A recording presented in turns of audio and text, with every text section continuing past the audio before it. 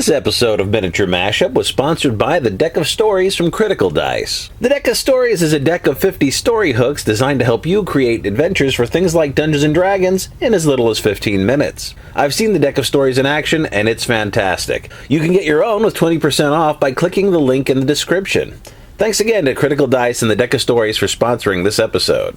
After Lady Bettina left the group, our Dungeon Master was determined to replace her. We didn't really understand why. Without her stealing focus every 5 minutes, the game was finally moving at a pretty good clip. Nevertheless, our DM went online and scrounged us up another player who we will call Grunjel. Grunjel had never played a tabletop role-playing game before, so to prepare he read all of the material provided by the Dungeon Master. And this was a small novel of history and theology the rest of us could not be bothered with. But also it included 40 different homebrewed playable races. Grunjel sifted through them and selected a race of natural shapeshifters that didn't need sleep.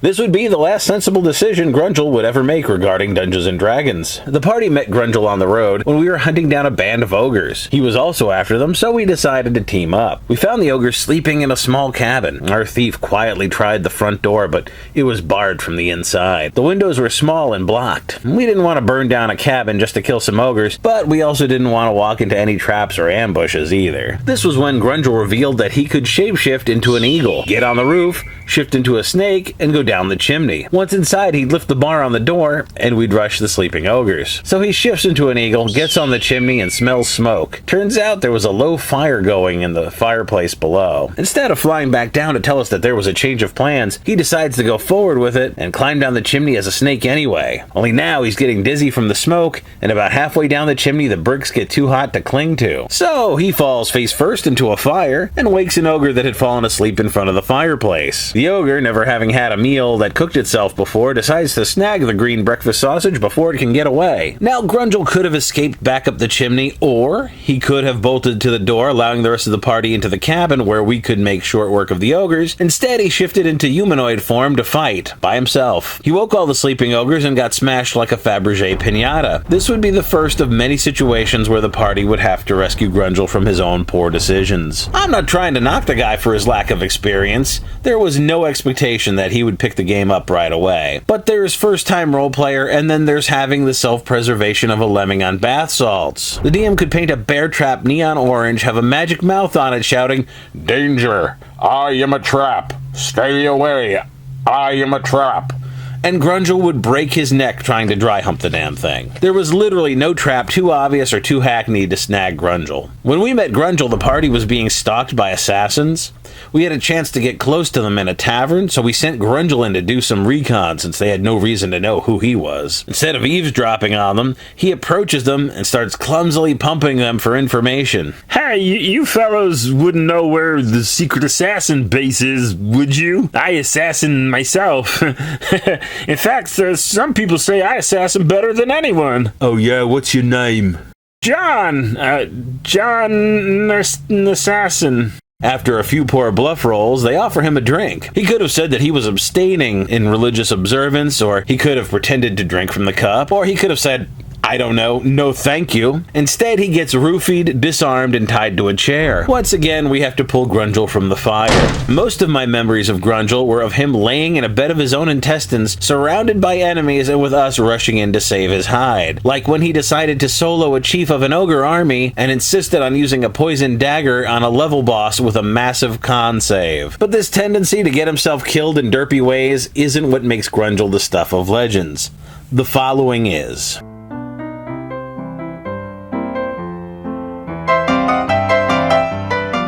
The party had been on the road for hours when we decided to stop at an inn. We'd go inside, eat, and see if the locals had any interesting thing to say before we went to bed. Since Grunjel didn't require sleep, he decided to fly up on the roof and keep watch. At some point, Grunjel asked the DM, Do I see anything? The DM replied, yes, you'll see a drunk town person stumble out of the inn, and he passes out on the road. To which Grunjel replies, I shoot him with an arrow.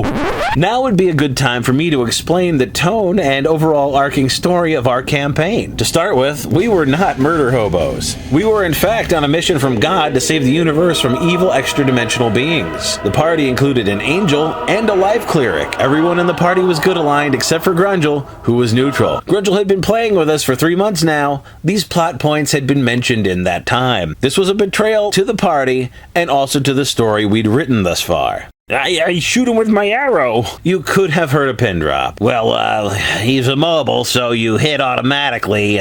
Just roll your damage. 13. He's dead.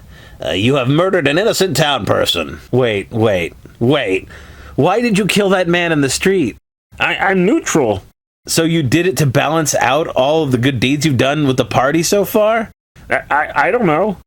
Okay, but if our characters figure out what you did, they're going to kill you.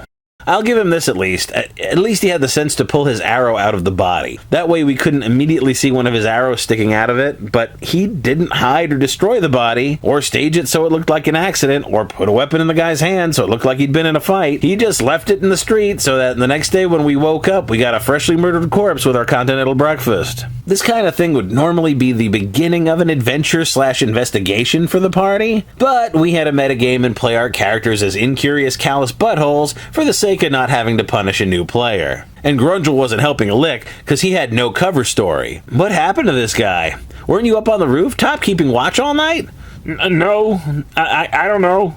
I don't know what happened. Maybe he was killed by assassins, you tried to pursue them, but they lost you in the shadows, and you figured we could go after them in the daylight after we've all been rested, or this guy saw a strange figure on the roof and threw a dagger up at you, and you fired an arrow as a reflex and killed him. No, I don't know what happened. Well, I guess we just take him at his word and continue on with our day and do not investigate this mysterious murder, even though that's exactly the kind of thing we normally would do. This was definitely a murder, not an accident. Happened right outside as we slept. Guess we'll pretend we don't see it because Grunjel doesn't know what happened. This was the final straw for our DM regarding Grunjel. Even though he liked having someone in the group to set off his traps and read his fluff, he was trying to build a narrative of self-sacrifice and heroism, and now there was this stinky brown blood stain on it because Grunjel was neutral. The DM told Grunjel that the game wasn't going to be continuing. You know, the nicest way you can ask someone to leave a group. I ran into him at a comic book convention sometime later, and we talked a bit. He wasn't a bad guy, just a bad role player. He told me that he had joined Pathfinder Society and that he was liking it a lot more because there wasn't any real role-playing, just combat. His words, not mine. I don't know anything about Pathfinder Society. He also told me that his new character was a multi-class Druid necromancer that worships freedom. At which point, I wished him the best of luck as my brain began to hemorrhage around the phrase, Druid necromancer that worships freedom. I mean, Druids worship nature. What's less natural than raising the dead? Let me tell you about the circle of life, Billy. You're born, you grow into adulthood, you have children of your own, you get old, and then you die only to be raised as a stormtrooper in the Dark Legion of Nagash. Your character worships freedom. He worships freedom. Don't druids already have something to worship, like nature, which is not free? To follow when nature means that you aren't making decisions for yourself, but you're driven by instinct. Winter doesn't get to come after spring just because it feels like it. Druids have empathy with animals and elements, and neither of those things have what you would call free will. You know what else doesn't have free will?